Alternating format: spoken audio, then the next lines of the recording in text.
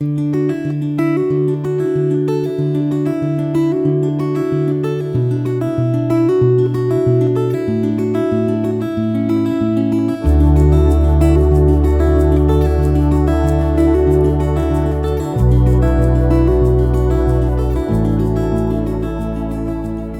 reading begins in Genesis, chapter 8, starting in verse 1.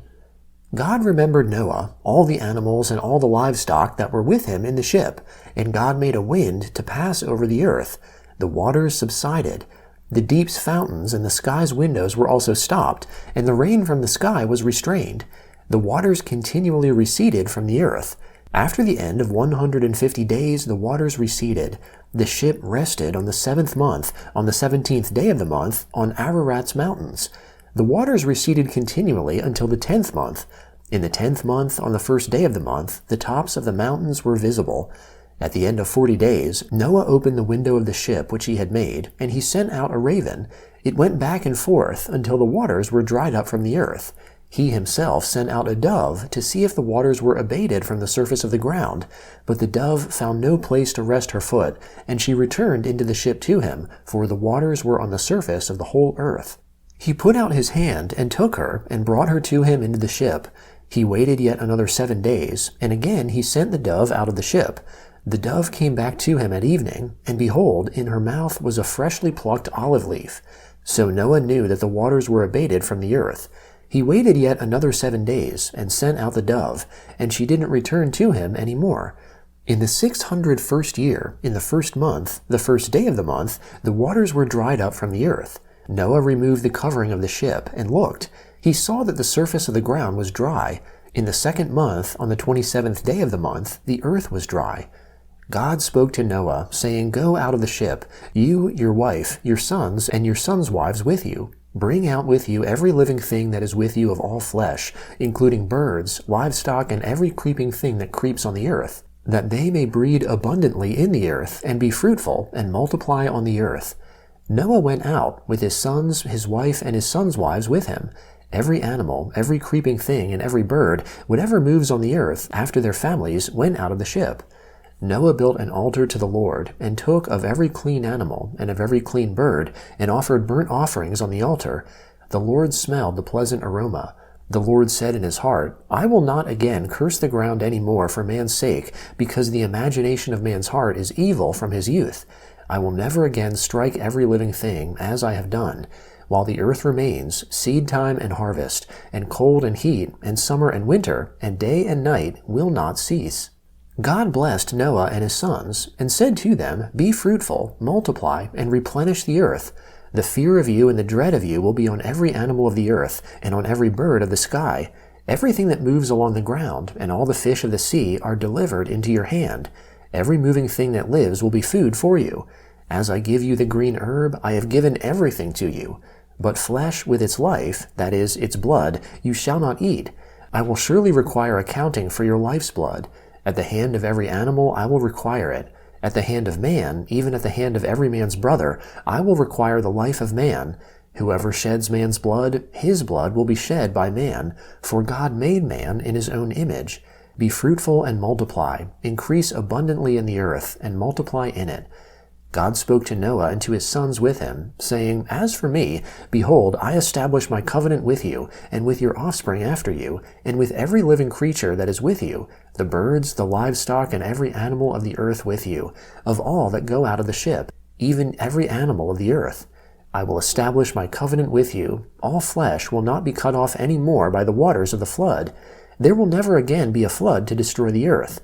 God said, This is the token of the covenant which I make between me and you and every living creature that is with you, for perpetual generations. I set my rainbow in the cloud, and it will be a sign of a covenant between me and the earth. When I bring a cloud over the earth, and the rainbow will be seen in the cloud, I will remember my covenant, which is between me and you and every living creature of all flesh, and the waters will no more become a flood to destroy all flesh. The rainbow will be in the cloud. I will look at it, that I may remember the everlasting covenant between God and every living creature of all flesh that is on the earth.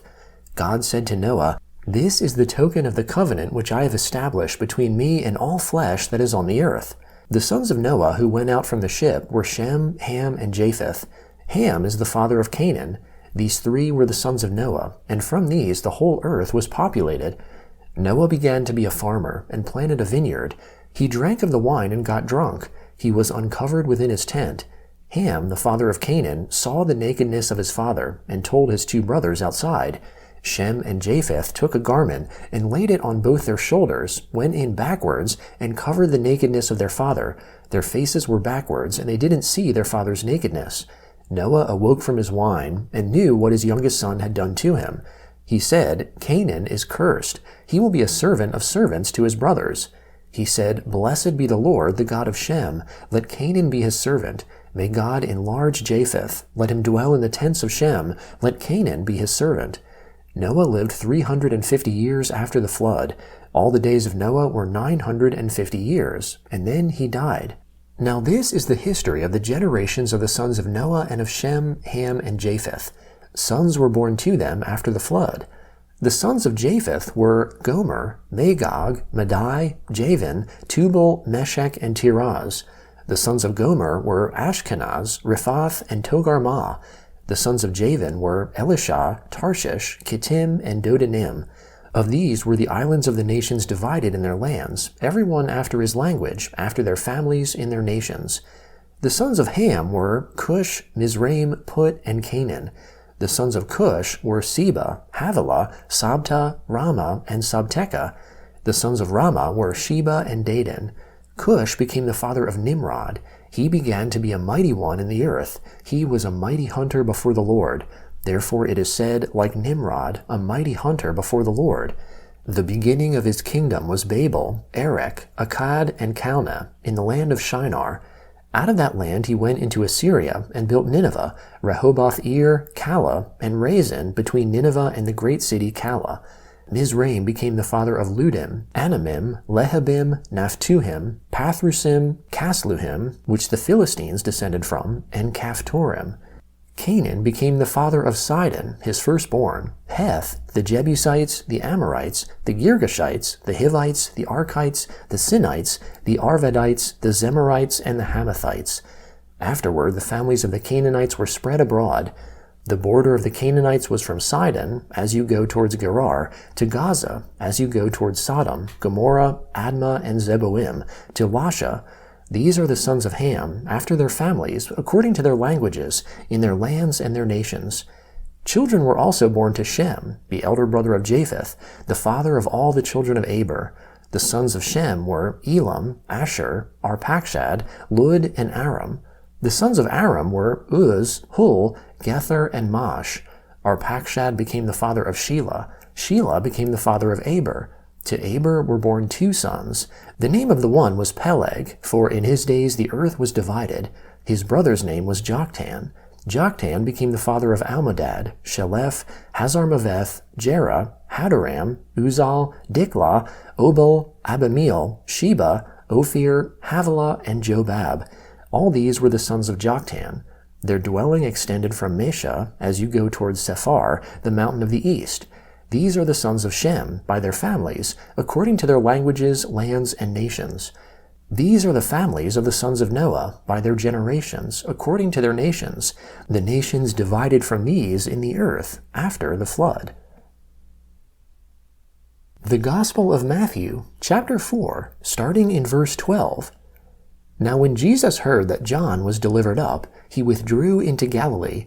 Leaving Nazareth, he came and lived in Capernaum, which is by the sea, in the region of Zebulun and Naphtali, that it might be fulfilled which was spoken through Isaiah the prophet, saying, The land of Zebulun and the land of Naphtali, towards the sea, beyond the Jordan, Galilee of the Gentiles. The people who sat in darkness saw a great light. To those who sat in the region and shadow of death, to them light has dawned. From that time Jesus began to preach and to say, Repent, for the kingdom of heaven is at hand. Walking by the Sea of Galilee, he saw two brothers, Simon, who is called Peter, and Andrew, his brother, casting a net into the sea, for they were fishermen. He said to them, Come after me, and I will make you fishers for men. They immediately left their nets and followed him. Going on from there, he saw two other brothers, James the son of Zebedee, and John his brother, in the boat with Zebedee their father, mending their nets. He called them. They immediately left the boat and their father and followed him. Jesus went about in all Galilee, teaching in their synagogues, preaching the good news of the kingdom, and healing every disease and every sickness amongst the people. The report about him went out into all Syria. They brought to him all who were sick, afflicted with various diseases and torments, possessed with demons, epileptics, and paralytics, and he healed them. Great multitudes from Galilee, Decapolis, Jerusalem, Judea, and from beyond the Jordan followed him. Psalm 4, starting in verse 1. Answer me when I call, God of my righteousness. Give me relief from my distress. Have mercy on me, and hear my prayer. You sons of men, how long shall my glory be turned into dishonor? Will you love vanity, and seek after falsehood? But know that the Lord has set apart for himself him who is godly. The Lord will hear when I call to him. Stand in awe, and don't sin. Search your own heart on your bed, and be still. Offer the sacrifices of righteousness. Put your trust in the Lord. Many say, who will show us any good? Lord, let the light of your face shine on us. You have put gladness in my heart, more than when their grain and their new wine are increased. In peace I will both lay myself down and sleep. For you alone, the Lord, make me live in safety. Proverbs chapter 1, starting in verse 20. Wisdom calls aloud in the street. She utters her voice in the public squares. She calls at the head of noisy places. At the entrance of the city gates, she utters her words. How long, you simple ones, will you love simplicity? How long will mockers delight themselves in mockery, and fools hate knowledge? Turn at my reproof. Behold, I will pour out my spirit on you. I will make known my words to you.